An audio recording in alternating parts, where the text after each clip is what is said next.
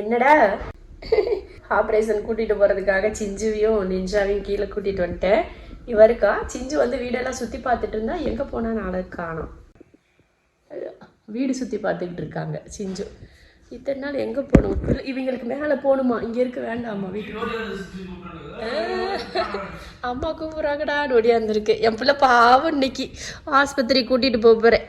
என்னடி ஏண்டி தங்கம், என்னத்துக்கு அம்மா வீட்டு என்னாச்சு கூப்பிட்றாங்க அப்படின்னு ஒடியாரா. சிஞ்சு நல்ல பிள்ளை தெரியுமா, அறிவு பிள்ளை.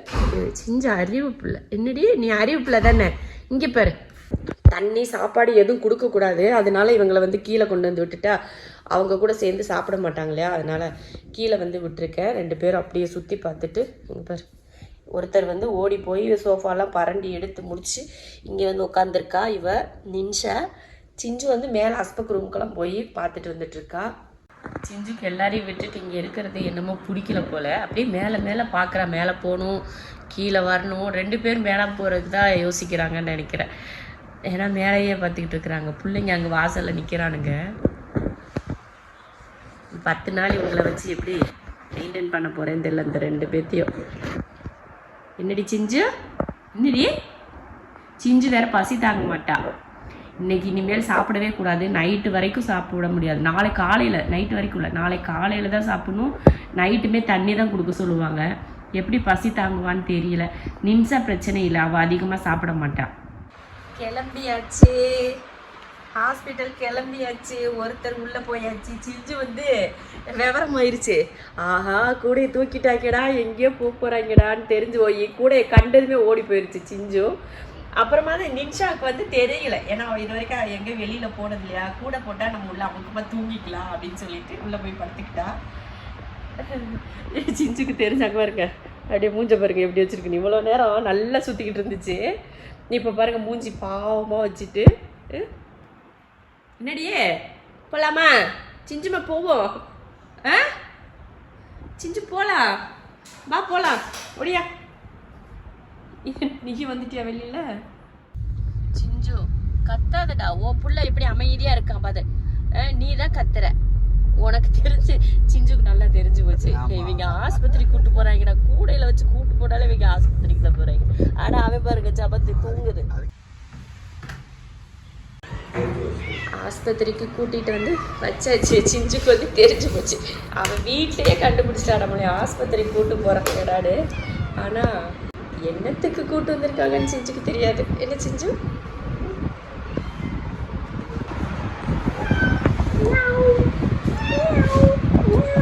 என்னடி தங்கா, கத்தாதம்மா, கத்தாத கத்தாத கத்தாத கத்தாத கத்தாத கத்தாத.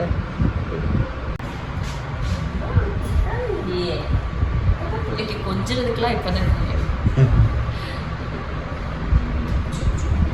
படுத்துக்கோ. படுத்து வேண்டியமா, நல்ல பிள்ளை சிஞ்சு பிள்ளை, நல்ல பிள்ளை. படுத்துக்கோ.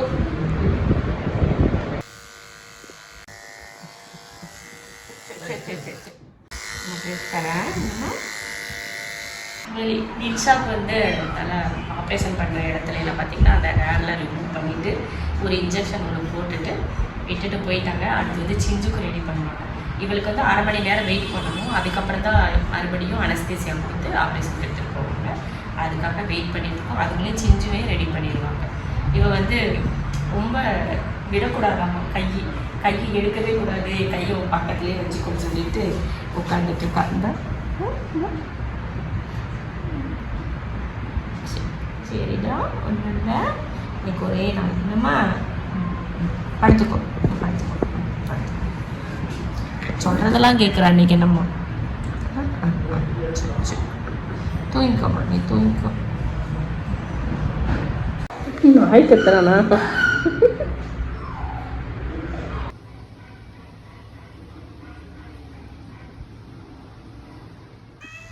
ஏடி சிஞ்சு கத்துற?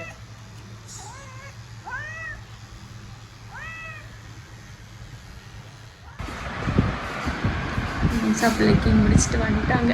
தலைக்கு வாங்கிட்டு பார்ப்போம்.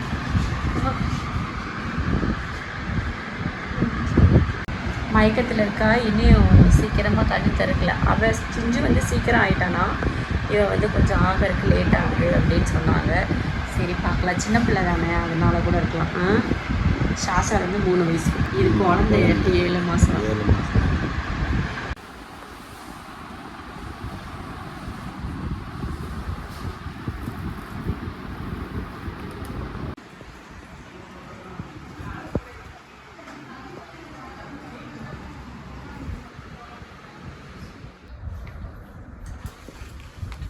படு, சொன்ன பேச்சு கேட்கறது இல்லை.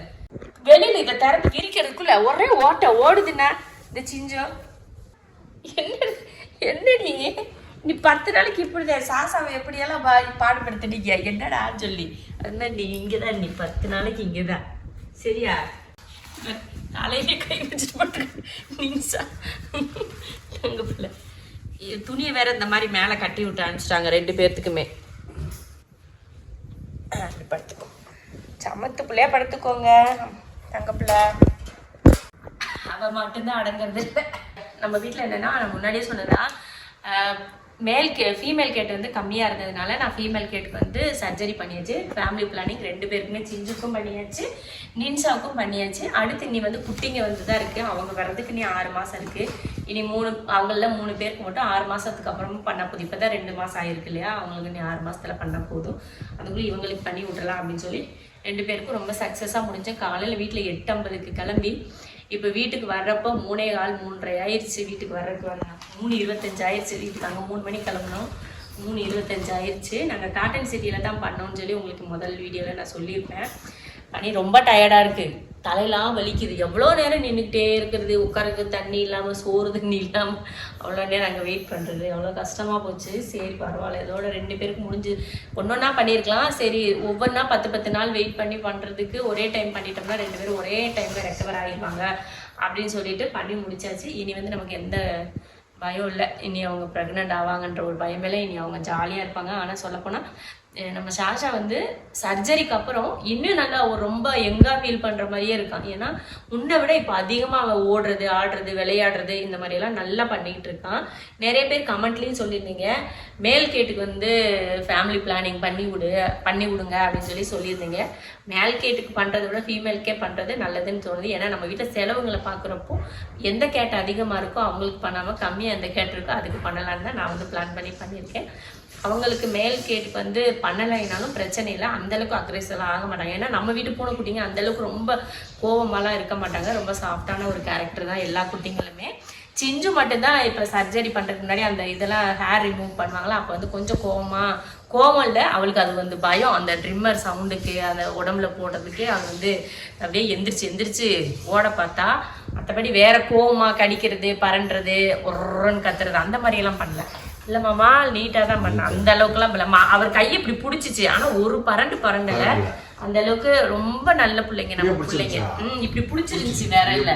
ஆனா ஒரு நகைக்கீரல் கூட அவங்க மேலேயும் படலை, இவர் மேலேயும் படலை. அவ்வளோ சாஃப்டா ஹேண்டில் பண்ணுவாங்க. நம்ம வீட்டுல எல்லா குட்டிங்களுமே அப்படிதான், யாரையும் அடிக்க மாட்டாங்க, பரண்டி வைக்க மாட்டாங்க, சும்மா ஒருன்னு கத்திட்டு இருக்க மாட்டாங்க. இந்த மாதிரிலாம் நம்ம குட்டிங்க ரொம்ப நல்ல குட்டிங்க.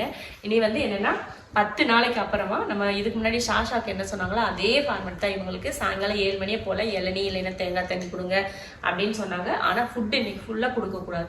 நாளைக்கு காலையில் 7 மணிக்கு அப்புறம் தான் ரெகுலர் ஃபுட்டு கொடுக்க ஆரம்பிக்கணும். 10 நாளைக்கு இப்படி தான் இருக்கணும். ஆப்ரேஷனுக்கு எவ்வளோ ஆச்சுன்னா 6000 ரூபா. ஒரு கேட்டுக்கு வந்து 6000 ரூபா வாங்கினாங்க. இந்த கேட்டு 2 பேருக்கு 6000 ரூபா. அப்புறம் டெய்லி வந்து மெடிசன் கொடுக்கணும்னு சொன்னாங்க. அது இவங்களை கொடுக்க முடியாது. இவங்க கொடுத்தாலும் துப்பி விட்டுருவாங்க. அந்த நேக்கு நமக்கு தெரியாது அப்படின்றதுனால நான் எக்ஸ்ட்ரா வந்து 1000 பே பண்ணி 2 பேருக்கு இன்ஜெக்ஷனும் போட்டாச்சு. 10 நாளைக்கு எந்த மாத்திரை மருந்து நம்ம கொடுக்க தேவையில்லை. புண்ணுக்கு மருந்தும் போட தேவையில்லைன்னா நம்ம தையலுக்கு மேலே மருந்து போட்டு பேண்டைட் போட்டு மேலே இந்த மாதிரி துணியும் கட்டி கொடுத்துருக்காங்க. அவங்க புண்ணில் வந்து அடிச்சு புண்ணு வந்து பரண்டிடுவாங்க. கீழே கால் இருக்குது பார்த்தீங்களா, அந்த காலை வச்சு சுரண்டிடுவாங்க அப்படின்னு சொல்லிட்டு இந்த மாதிரி துணியெல்லாம் வச்சு கட்டி கொடுத்துட்டாங்க. இவங்க 10 நாளைக்கு எதுவுமே பண்ணாதீங்க, தனியாக வச்சு காலரையும் கலட்டாதீங்க அப்படின்னு சொன்னாங்க. நம்ம சாப்பிட்றப்ப மட்டும் கொஞ்சம் கலட்டி அவங்களுக்கு சாப்பிட கொடுத்துட்டு நம்ம இது பண்ணிக்கலாம். நம்ம சாசாக்கெலாம் அப்படி தான் பண்ணோம் தண்ணி குடிக்கிறப்ப. ஏன்னா அவங்க சாப்பிட்றப்ப கஷ்டப்பட்டு சாப்பிட்றத விட அவங்க வந்து இது இல்லாமல் நல்லா சாப்பிட்டுக்குவாங்க இல்லையா. அதனால இந்த மாதிரி நான் பண்ணி முடிச்சாச்சு. எனக்கு தான் ரொம்ப டயர்டாக இருக்குது. மறுபடியும் சாஷா சிஞ்சு உங்களுக்கு சாயங்காலம் 7 மணிக்கா அவங்களுக்கு வந்து என்ன இளநீ வாங்கிட்டு வந்து கொடுக்கலாம். அவங்க குடிக்கிறாங்களா என்னன்னு தெரியல, பார்த்துக்கலாம். சிஞ்சு வந்து மயக்கத்திலேயே இருக்கா. சின்ன குட்டி அப்படிங்கிறதுனால மயக்கம் அவளுக்கு இருக்கும் போல. சிஞ்சுல நின்ஷா வந்து மயக்கம், அவள் வந்து டயர்டாகவே இருக்கிற மாதிரி மயக்கத்திலே இருக்கா. ஆனால் சிஞ்சு பார்த்தீங்கன்னா நல்லா ஆக்டிவ் ஆகிட்டா. அவளுக்கு அந்த மயக்கம் அப்படிங்கிறதெல்லாம் இல்லை. ஏன்னா அவள் 2 குழந்தைங்களை பெற்று 2 டைம் குட்டி போட்டிருக்காளா, அதனால அவளுக்கு அது பெருசாக தெரியல. இவன் சின்ன பிள்ளை இல்லையா, அதனால தான் இவன் எப்படி பண்ணுதுன்னு பாருங்க. இதுக்காக தான் அவங்க என்னன்னா காலரை கலக்காதீங்க, அந்த துணியை கட்டி கொடுத்துருக்கிறதெல்லாம் இதனால தான். ஜுஜோ இங்கே பாரு, போன கலட்டக்கூடாது நீ மயில. இதை கலட்டுறதுக்கு தான் அப்படி பாடுபடுறாங்க 2 பேரும். அது ஒரு பக்கம் கலட்டணும், இது ஒரு. ஆனா சாஷா நம்ம சாஷா பரவாயில்லப்பா, அவ்வளவு சமத்தை போட்டுக்கிட்டு அது பாட்டுக்கு இருந்துச்சு. ஆனா இவங்க வந்து சொன்ன பேச்சே கேட்க மாட்டேங்கிறாங்க. ஆட்டத்தை பாரு எப்படி ஆட்டம்னு.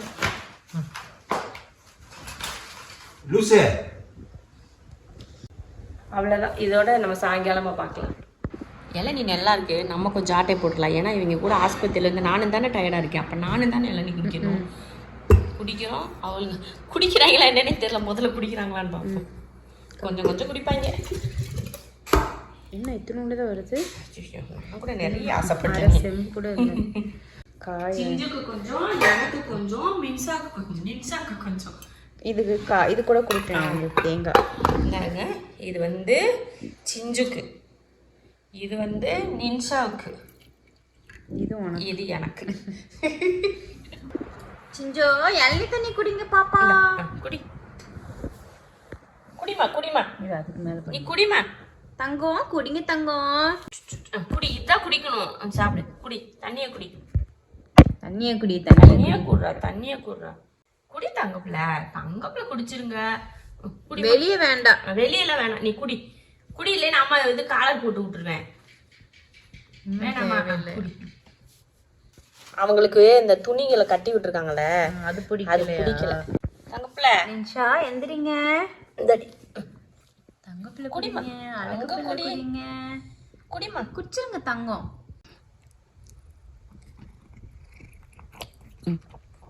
நல்லா இருக்கா, நல்லா இருக்கா தங்கப்பிள்ளைக்கு, நல்லா இருக்கா, பிடிச்சிருக்கா. சிரிஞ்சில் கொடுக்க சொல்வீங்க, சிரிஞ்சில் வந்து கொடுத்தா குடிக்க மாட்டேங்கிறாங்க. ஏதோ மருந்தை கொடுக்குறேன்னு சொல்லிட்டு, சரி அப்படியே இது ஸ்பூனில் கொடுத்தா அவள் குடிக்கிறாளான்னு ஸ்பூனில் கொடுத்துறேன். கொஞ்சம் கொஞ்சம் குடிச்சுக்கணும்.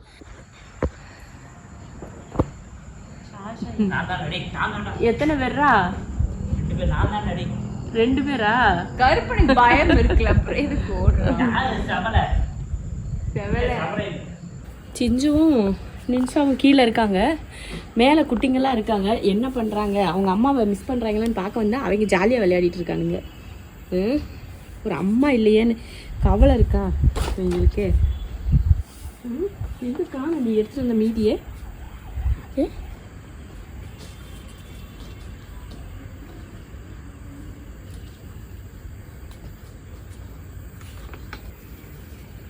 அதான் கஷ்டம்.